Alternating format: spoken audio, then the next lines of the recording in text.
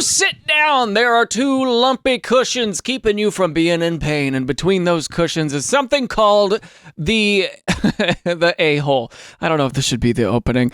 Anyway, today we're going to be browsing Am I the Asshole? We're going to determine whether or not, once and for all, these anonymous strangers on the internet are indeed a-holes. Starting with this. AITA for not going to my twins' wedding. I like how twin is in all caps. It's like they're trying to emphasize that they are more special than a normal sibling. I, 24 male, have an identical twin. We're not close. What? Are you allowed to not be close to your identical twin? I feel like that's the one thing you must do with an identical. I get you might not have to dress the same, but good God, you gotta be close. How are you not gonna be close? That means you don't like yourself. That means you don't like yourself. We're not close, but I thought we had basic mutual respect. That belief was tested. I grew up in a traditional southern town and only began coming out in college about 5 years ago. It's been slow, especially with family, but since moving to DC in 23 for school and work, I've felt more comfortable living authentically. After moving, I met my boyfriend, and we've been together for 2 years. Over time, I've introduced him to friends and family when I felt safe. Cut to November 2024. A very uneventful time for us all. I was home for the holidays and told my twin and his fiance about my boyfriend. They seemed happy for me. While staying with them, wedding details arose, and they asked if I'd be bringing a date. I said yes, my boyfriend. My twin had gone to bed, but his fiance said, while there are pros and cons, it is up to you if you want to bring him. They're talking about a man bringing another man in a homosexual relationship around a small southern town big family gathering. That is the talk here. That felt like a green light. My twin constantly deferred to her on decisions, so I didn't think I needed to double check. 5 months passed. My boyfriend and I had spent $1,300 on travel, flights, hotel, etc. 3 weeks before the wedding, I mentioned on a call with my brother that we were all set. His tone shifted. Oh, is boyfriend actually coming? I reminded him of the conversation with his fiance. He said she never gave me permission and accused me of making it up. So he's saying she's a liar, or she's saying that boyfriend is a liar. Interesting. Before we continue, a quick word from today's sponsor. Here we go. Do you eat human food? Are you a student right now? If you said yes to either of those things, have I got something for you? Uber One for Students is a membership with savings on both Uber and Uber Eats. And student members can get free food daily from places like Popeyes and Domino's. For example, on Tuesdays, you can grab a free seasoned beef soft taco from Taco Bell with a $15 order. Or on Fridays, nab a free chicken sandwich from Popeyes with a $15 order just for being a student member. If I had this in college, I would have been a walking burrito by now. Sprinkle some mouth sauce on me and pop me in the fridge. You can join Uber One for Students for just $4.99 a month, which is what, like a cup of coffee? And here's what you get. $0 delivery fee, up to 10% off of orders, up to 5% off groceries, 6% Uber credit back on rides, and exclusive perks. Just tap the link below to sign up and you will get your first 4 weeks for free. This is a no-brainer, folks. I have been an Uber One member for quite a while now, and I've saved so much money, it is insane. So definitely click that link if you're a student. Big thanks again to Uber One for sponsoring this video. Now back to the video. Then said, we can't allow your boyfriend to come. We worry how dad's side will react. Dude, are you kidding me? It's your identical twin. What? Not only that, but it's 2025. Yeah, what's going to happen? Is everybody going to spontaneously combust because there's a gay couple there, a happy gay couple there? Is everybody just going to go, this wedding is ruined? You know what? I'm making that joke, but for a lot of people out there, that is a reality, and I'm so sorry that people have to deal with that. That is so outrageous. That being gay now in 2025 is something that people actually are upset about. What, dude? I offered to call dad on the spot. He dodged, saying he'd check with his fiance, despite just saying it was his decision. An hour later, no change. I was still invited alone. Still expected to buy a groomsman matching suit, I think is what that's supposed to say, even though I wasn't in the party, and show up smiling. That's when he snapped. I asked, if I didn't invite your fiance to my wedding, would you still come? He couldn't answer and ended the call after some harsh words. Trying to make things right, I came out to my dad, which I feared for years, to explain the situation. He was surprisingly indifferent. Good. And even said uninviting my boyfriend was extreme. Great. That's great. High five to dad. That's cool. I mean, it's bare minimum, but given the expectation, we'll take it, you know? He offered to talk to the extended family. I thought I was removing the main obstacle. Weeks later, my twin called again. He now claimed our friends would be weirded out. So the excuse shifted. Okay, so the friends would be weirded out? I said, if my boyfriend's not invited, I'm not coming. He didn't budge. Here's the kicker. Days later, my dad told me the fiance admitted she did give me permission, but changed her mind when she remembered who would be there. She denied this to my twin. Also, one of her bridesmaids is openly gay and brought her girlfriend, but according to the fiance, she's not part of the family, so it's different. What? So his fiance, who is marrying into the family, is afraid to bring a gay couple to this wedding who is going to be her husband's identical twin brother? It's not like you're never going to see your husband's identical twin brother out there. What is that? So stupid. So I didn't go. I'm still wondering if I made the wrong call. My absence was noticed. Of course it was. You're his identical twin. You're the other side of the spirit Oreo. That doesn't make any sense. Don't listen to me. I got bad takes on twins today. I'm sorry. I got texts asking where I was. My mom had to explain it repeatedly. Oh, I bet that was fun for her. So instead of avoiding attention, my absence became the story. My relationship with my twin is dead, and some family ties now feel fragile. Part of me wonders, should I have sucked it up and gone solo just to preserve bonds that shaped my early life? So AITA for skipping the wedding. No, this is the right message to be sending to everybody. It's like, oh yeah, no. If you're gonna try to eschew my relationships, any potential future partner, if I have to feel shame for my partner because of who we are, no, I'm not going to your wedding. Ass. That's so stupid, dude. That's so crazy. Crazy as a surprise microphone. How hellish. How nightmarish. You came out to your dad, you got gaslit by your twin, got lied to by his fiance, and still tried to make peace. You did more than enough. They chose the drama, not you. He wasn't even asked to be a part of the bridal party. I think his relationship was dead long ago, or am I wrong? As a guy in my early 60s who happens to be gay and have a gay twin, sometimes we have to make hard choices when it comes to our energy and peace of mind. You went out of your way to support your twin brother, and he gave you excuses and disrespect. You don't have to make any decisions right now as to your relationship with him, but I can tell you that it won't improve. I cut my twin out of my life years ago and have no regrets. How common is that? Sibling rivalries, sibling relationships are so prone to be strained. Just in general, brother, sister, sister, sister, brother, brother, like siblings, we fight, okay? I got 5 siblings, all right? And you just fight. It just happens, okay? I can't even imagine. I guess like the proximity effect of it is what makes things so frustrating and makes you fight. I never considered that being a twin, as cool as it sounds, could be even closer, tighter proximity, causing more friction and more frustration. Is that a thing? Any identical twins out there have rough relationships or have had rough relationships with your siblings before? Huh? This is the first time I just assumed every twin gets along, you know? Not the asshole, you did the right thing. Now you know who your twin and his wife are. I'm glad you talked to your father. That must be a relief. I'm sorry about the others in your family. Yeah, your dad, numero uno concern, is chill. He's like, oh, that's weird. Why do you uninvite the boyfriend? Like, great. Oh, your dad is great for that. Oh, what a crazy story. What if we checked this next one out? AITA for telling my friend she can yank her child when she has one. Oh, does that mean she was yanking on your child? In which case, fisticuffs. Fisticuffs! Title sounds weird, I know, but I, a 28-year-old female, had a friend, 26-year-old female, that I used to hang out with a lot. Recently, we got into an accident where someone rear-ended me. I had my baby in the car, 3-month-old baby. That is young. After the crash, baby was absolutely hysterical.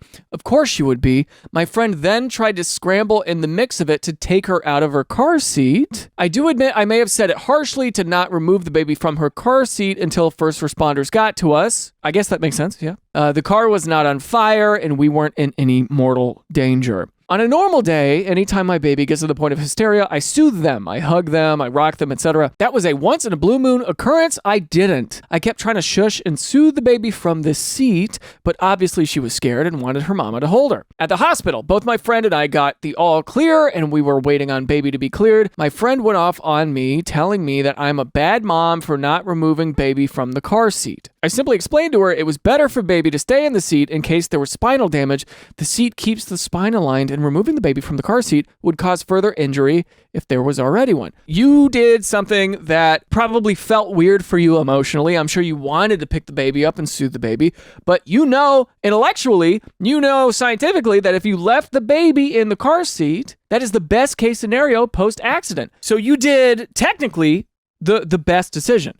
And your friend is mad at you for not making more of an emotional decision? Let's keep reading. She kept berating me. I was frustrated already, and I told her when she has her own, and God forbid they get into a crash, she can yank her kid out of the car seat and do as she pleases. She got quiet and said, I'm an asshole for bringing it up because she has trouble conceiving, she has PCOS, and may not be able to carry a pregnancy to term. I think that your friend maybe is projecting a little bit, has been dreaming of being a mother for so long, has been dreaming of holding a baby for so long, and maybe this is her emotions projecting, and that's probably why she was so hot-headed towards you. But this is not her duty to tell you how to parent, nor is it any of her freaking business, to be honest, unless you're asking, which you're not. I don't think I'm the asshole for bringing up a hypothetical situation, or I don't know if my frustration got the best of me and I was insensitive, but AITA for making that statement? I don't think so.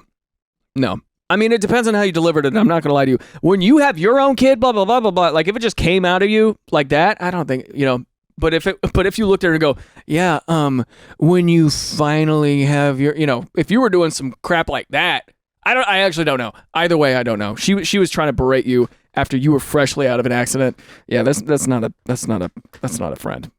Whatever her reasoning is for the way that she was behaving, irrelevant. She behaved in a really way towards you. That's not a friend. That's not a homie. You got into an accident. Your 3-month-old baby got into a car accident, dude. And you did the best case scenario. You did the best choice to make sure that that baby was safe physically. And she's bitter that she doesn't have a baby to support emotionally. And so she's prioritizing her own emotional needs over you and your family's physiological needs. That's my theory. That's my theory. My baby theory. In TA, and this here references the car seat spinal damage thing, instead of comforting you and calming you down like a friend should, because, you were waiting to see if your baby was okay, she went off on you and called you a bad mom? I don't care what her story is. She was a terrible friend, and you had every right to tell her off. 100% agree. That's the conclusion that took me a little bit to get to, but this is the conclusion that is correct, I think. Whatever her story is, PCOS, difficulty conceiving, all that stuff, that is her stuff. Friends don't let their issues burn the person next to them. Like, if I'm having a bad day, as your friend, I don't make that bad day your problem. Don't poison your friend because you're feeling unwell. It's like having food poisoning and insisting your friend eat the same food so that way you both can have food poisoning together. That's not a friend. That's all I'm saying. Not a friend. And this is Op replying here. Her excuse was that I was too calm. I'd have done what she did, lunged to grab the baby thoughtlessly, and been so crazy relieved when you stopped me and later explained. How on earth did she get defensive instead of desperately relieved she did not risk your baby's life on accident?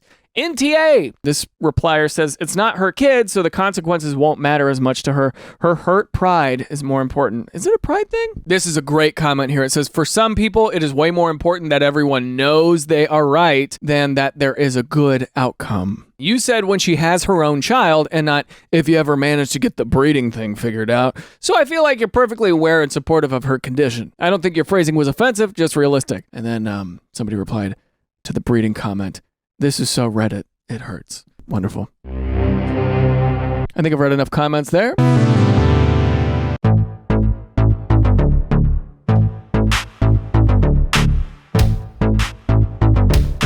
Mind your freaking business. Mind your freaking business.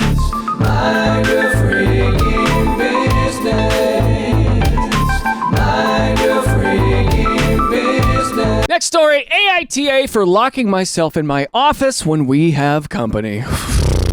We have spotted ourselves here. A bit of an introvert. This very introverted activity, and I relate, and I imagine people of Reddit will also relate. Let's see. I, 36-year-old female, took in my mother during the pandemic after some medical issues. I never made her move out after. It works for us. She has her own bedroom and bathroom. We share other spaces, and I work from home most of the time so I can look after her. My stepdad died about a decade ago, and she was lonely. It made sense for us. As mentioned, I work from home most of the time, and a lot of times I'm in some kind of Teams meeting or call. Yes, even those that could be emails, but that's not important. So, I don't really have time for chit-chat during office hours. My mom's sister, aka my aunt,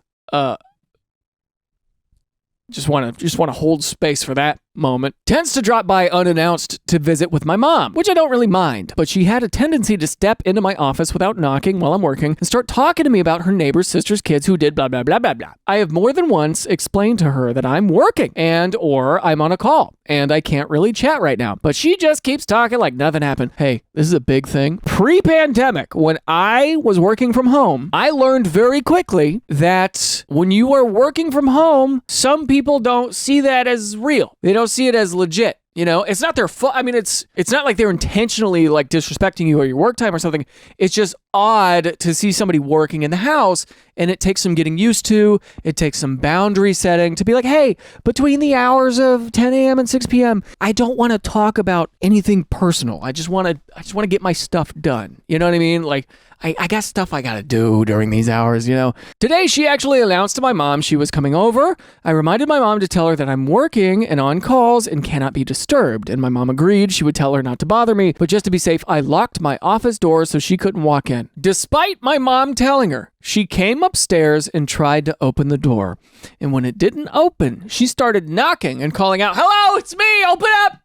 I didn't respond at first as I was on a call with the client, but she kept banging on the door so loudly, I ended up having to put the client on hold. I told her, without opening the door, that I was on a call and could not talk right now, and my aunt left in a huff. Now she's bombarding my mom with texts about how rude I was for locking myself in my office, knowing I was having company. Get this lady on a leash. Put a little dog gate up there at the top of the staircase that she can't get past. You know, you're trying to set a boundary. She doesn't understand it. Very immature. Update. After I finished my workday, I took my mom out for dinner and we discussed the matter. She hadn't responded to any of her sisters, my aunt's, texts. Why do you keep doing that? We know that your mom's sister is your aunt. Why do you keep doing this? Anyway, the mom didn't respond to the sister's text because she was fully on my side. I know people are asking why my mom didn't stop her. My mom isn't very mobile anymore, and my aunt simply got up from her seat and took off upstairs despite my mom's warning. Then what are you gonna do? Your aunt is being silly. She's being a little silly, Billy. She doesn't understand what working is,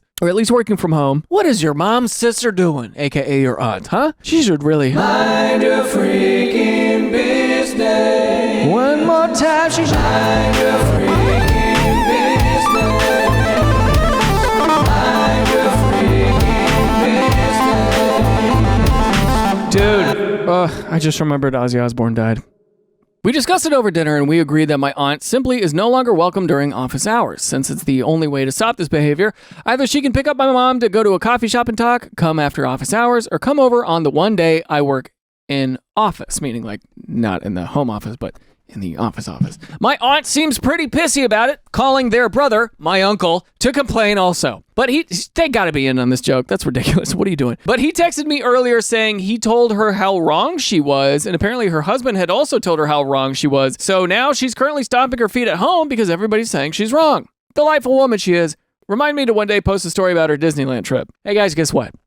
They posted about the Disneyland trip. Nah, we don't need to read about the Disneyland trip. Let's see. NTA, you didn't have company. Your mother did, and it was while you were working. There's nothing to apologize for. NTA, keep your door locked. Rinse, repeat. Maybe she'll finally get the hint. If she doesn't, tell your mom she needs to meet her sister somewhere else. She can't come to the house while you're working. Edit, in response to the Disneyland update, your aunt is a massive a-hole. I wonder if her kids still speak to her. Fine, I will read the Disneyland story. Update to the update. This is the Cliff Notes version of the Disneyland story. She has twin boys. Ooh, twins! I've heard they always get along. For their birthday, she booked a trip to take them and one of their friends out to Disneyland. The friend ended up canceling last minute and told me if I paid the friend's share, I could go. Reasonable enough. I figured why not? I was 16 at the time. The story's like 20 years old. I'm European, so this is Disneyland Paris I'm talking about, and I'm not from France, so this is an international trip. This becomes important later. later. My cousins are maybe 10-ish at this point. So anyways, we're in the parks and she has been a menace all trip already,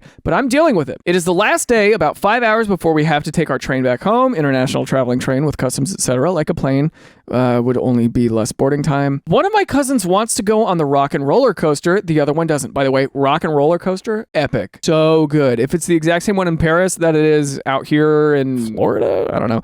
So good, dude. Oh, the rock and roller coaster. Oliver, you're in the jungle, baby. That song plays and you do loops. It's the only roller coaster I've ever done loop-de-loops in that I enjoyed. The line is like 5 minutes or less, so my aunt tells me to go with him and she will wait at the exit with her bag. So I leave my bag containing my phone, my ID, my money, everything in her care. 10 minutes later, me and my cousin get out of the ride and she is gone. So I start looking around, cannot find her. After half an hour of waiting, maybe they went to the bathroom or something, still nothing. We go check the bathrooms, neighboring rides, the works. No aunt. Is the aunt your mom's sister? I don't remember. I have no phone on me to call her. And with us having to leave for the train in 4 hours, I get nervous. I am a 16-year-old with a 10-year-old at my hand and no money, no ID, no phone, no nothing. So I decide to go to the lost kids department and explain my situation. They ended up calling her through the park's intercom. Another hour goes by, no aunt. I remember my dad's phone number back home, so I use Disney's landline to call him. He tries calling her cell phone, my cell phone, no response whatsoever. At this point, I have like an hour or less before the train leaves and I'm in hysterics because I can't board this train without money or ID, let alone with another minor. My cousin at this point, seeing my panic, is crying his eyes out, so I'm dealing with a scared child. I'm barely an adult myself. You're not, you're 16. My dad eventually tells me it makes no sense for him to drive out to Paris right now to go back to our hotel. He'll pay for another night and he'll come pick us up in the morning. So I take my cousin back to the hotel, explain the situation, and the receptionist hears me, says my name and says, "Oh, sweetheart, I have a note for you." It is a note from my aunt. Gone to dinner. See you on the train. Is she insane? Did she just lose her mind? At this point, I have half an hour to run to the station, hoping we'll still get through customs where she's supposed to be waiting. I make it with 15 minutes to spare. I'm out of breath and fuming. We end up making it through customs, God only knows how, and manage to get on the train literally as the doors close on us. I call my dad to explain the update, and he is also fuming at this point. To which my aunt turns to me and goes, "I don't know why you're so mad. I left a note at the hotel, and I brought you something to eat," and hands me a freaking dinner roll. Okay, this person has no accountability. God, what a loser. What a loser. No, you're going to leave a 10-year-old and a 16-year-old in Disneyland by yourself, assuming that they know how to get home to the hotel, that they're not going to be freaked out. They have no expectation that you're going to be doing this. You didn't even warn them that you're going. You just left with all of their stuff. That's weird. I took my stuff, went to the dining car with my cousin, who she almost abandoned, and gave him the biggest slice of chocolate cake my budget could buy, and never came back to our seats to talk to her. XD. Yikes, what a nightmare. NTA. People who do not work from home really don't understand what work from home means. It means we are working. I wouldn't walk onto your job site and talk to you, so you can't walk into my office and randomly talk to me. I may be projecting a little bit here. I will say this. Working from home is a very, it sounds cool, it sounds exciting, but if you have a roommate or a spouse, significant other, whatever, with you that doesn't understand what working from home is supposed to be, it's not pleasant. Sometimes you crave the office. You know, you crave a studio environment where you can really buckle down and get to work. You know, and that's special for people who can't. Mind your freaking business. This next story sounds kind of similar to something I've read a long time ago, but it's not. Okay, I double checked. So if you go into this, you're like, this sounds familiar. It's not the same. So I, male, am in a college course with only 8 people, and we are all pretty close. For our thesis, we were assigned to work in pairs, and I got partnered with a woman I've already worked with several school projects before. She tends to do things last minute, but usually does them, so I wasn't thrilled, but figured we'd manage. That changed quickly. We both work night shifts, but she also has a kid. I get that. And I've really tried to be understanding, but I still managed to interview her 3 times over 3 months while she was constantly unavailable. When it came time to transcribe the interviews, each an hour long, we split the work, but she didn't do any of hers. I ended up doing all of it just to keep us from falling behind. Then came encoding, which is the most tedious and time-consuming part of our paper. We split the work again, and for almost a month, I kept bugging her and messaging her to finish her part, and she never did. I eventually gave up and just did the whole thing myself. Okay, so you did everything yourself. I told our advisor, and they made her pay for the subscription to the software we were using as compensation, but that was the only thing she contributed. Okay, so maybe in her mind at that point, let's pause here. Maybe in her mind at that point, she heard, "You're not doing anything, you need to pay for that subscription." She goes, "Okay, I'll pay for it." She pays for it, thinking, all sins absolved. That's not true. All sins are not absolved, but that might be something she's thinking. Let's keep reading. Just a little temperature check there. Still trying to be fair, I asked her to handle our thesis defense presentation and script instead. But on the day of the defense, the presentation was unfinished and I had to fix it myself right there in the room. She arrived 1.5 hours late and the script she gave only covered 20 pages for a 45 plus slide deck. After the defense, we were told to redo the encoding and rewrite chapters 3 and 4 separately so we could compare and combine. I started mine right away. She still hasn't done anything. I've been consistently messaging her to ask for updates to follow up on her encoding, her write-up, and I just got, yeah, I'll do it, but still nothing. And I constantly see her active on Facebook and posting stories. Woo! That's special. That's a special thing. When you know you're supposed to be talking to somebody, or when the expectation is that you're supposed to be talking to somebody and they are posting online, posting little stories on Instagram, posting on Facebook. Me and my husband Daryl are out to dinner at a Chili's. Finally, I asked our advisor if I could submit the thesis under my name only, which would mean she won't graduate. Now people are telling me that I'm being too harsh and should just carry her one last time, but I honestly feel like I've carried her throughout the entire thing already. AITA for doing this, even if it might cost her graduation. She should not be in college if she can't do the work. That's the truth of it. Me, personally, I would do the wrong thing. I would do the incorrect thing and carry her one last time because she's a mother with a kid. You know, because then maybe this woman could get into a position where she could make more money for her family and all that stuff, yada, yada, yada. Is that my responsibility? No. Is that my problem? No. You know, I'm the kind of guy who's like, well, yeah, screw it. But then again, at the college level, and what if you're what if you're getting your master's degree? Yeah, I don't know. Also, what if you're in pre-med? You don't want a doctor running around not knowing what's going on. Yeah, so I don't know. I'm a bit of a pushover though, so I probably would have done it personally, but that's me, and that is wrong. That's the wrong answer, is what I'm thinking. Your professor is the a-hole for making anyone work with a partner for a thesis. A thesis is supposed to be the culmination of one study in a field applied to a research project and is meant to assess an individual. Okay, so the structure is broken here. I hate group projects, dude. I've genuinely never heard of people being paired for a thesis. I'm not going to say it never happens, but I have multiple family and friends who've completed a thesis and or work in higher education,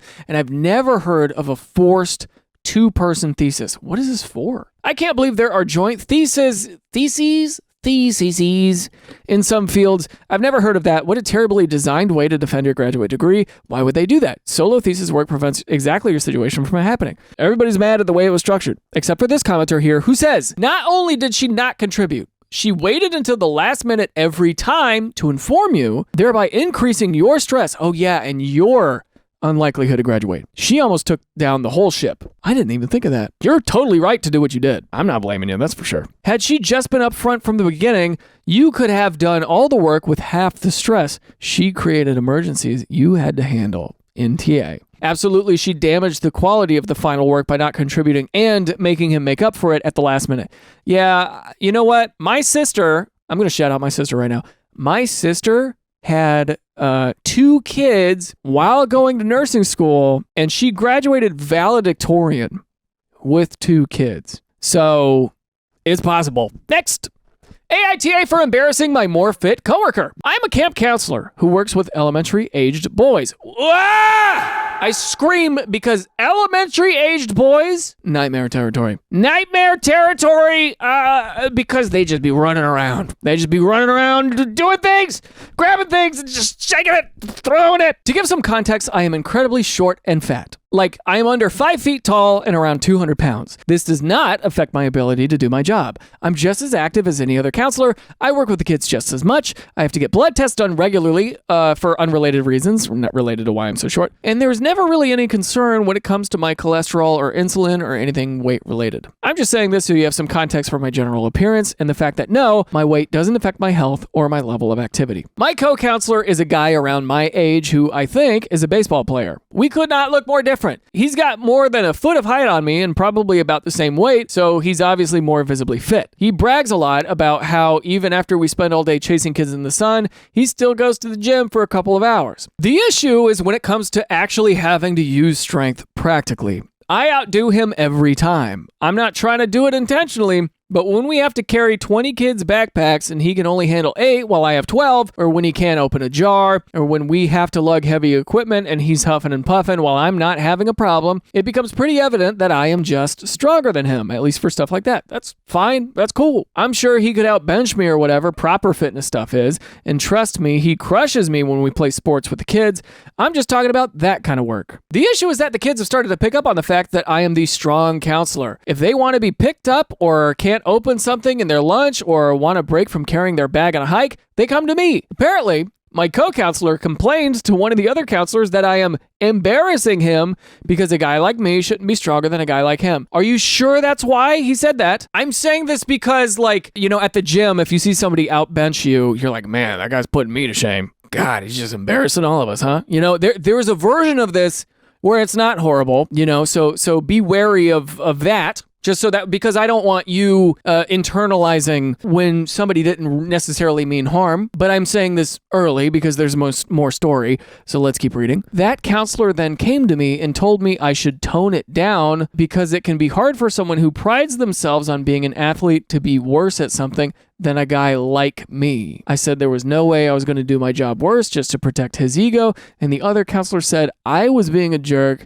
and as the summer goes on, the boys might start bullying my co-counselor if they think he's weaker than me, which I don't think is going to happen, but I'm not sure. AITA for not wanting to stop doing my job the way I'm doing it so that I don't hurt this guy's feelings. First of all, I think it's a little weird. I think this story in general is a little weird. Like, why are we paying attention to the fact that he can only handle 8 backpacks, but you can handle 12? You might be strong. You are stronger than him. That's cool, right? But I want to see, I want to see this with my eyes. I want to see this scene play out. Why? Why do I want to see the scene play out? I want to see it play out because I want to see how you behave and how this man behaves when this happens. Because I feel like there's more to the story than I'm reading. Because you are paying attention to the fact that this guy can only carry 8 backpacks, but you can carry 12. And also, I think it's hella cool that you're so strong. I think strong people are cool as hell. I think everybody's cool. You know, like, but I want to know how this played out initially. I really do. And I want to see how this guy says he's being embarrassed. If he's coming off like a prickly jock and be like, you need to stop. Leave this to me. You know, I gotta keep up appearances around here. Come on, you know. Like, if he means that sincerely, then he's got a big problem. Then he's obviously a moron. But I want to see how this is all communicated. I want to see what social cues are getting dropped here, because something is getting dropped by somebody. Let's see what the comments say here. NTA, keep doing what you're doing. Your coworkers made judgments based on your appearance, and they hate being proven wrong. Keep proving them wrong. That bit at the end, trying to guilt Op with the bullying potential. None of that is Op's fault. Anyone who does tease this counselor chooses to do so of their own volition, and how he reacts is on him, whether he doesn't deal with it, deals with it himself, or takes the issue to the camp director or anyone else in management. Yeah.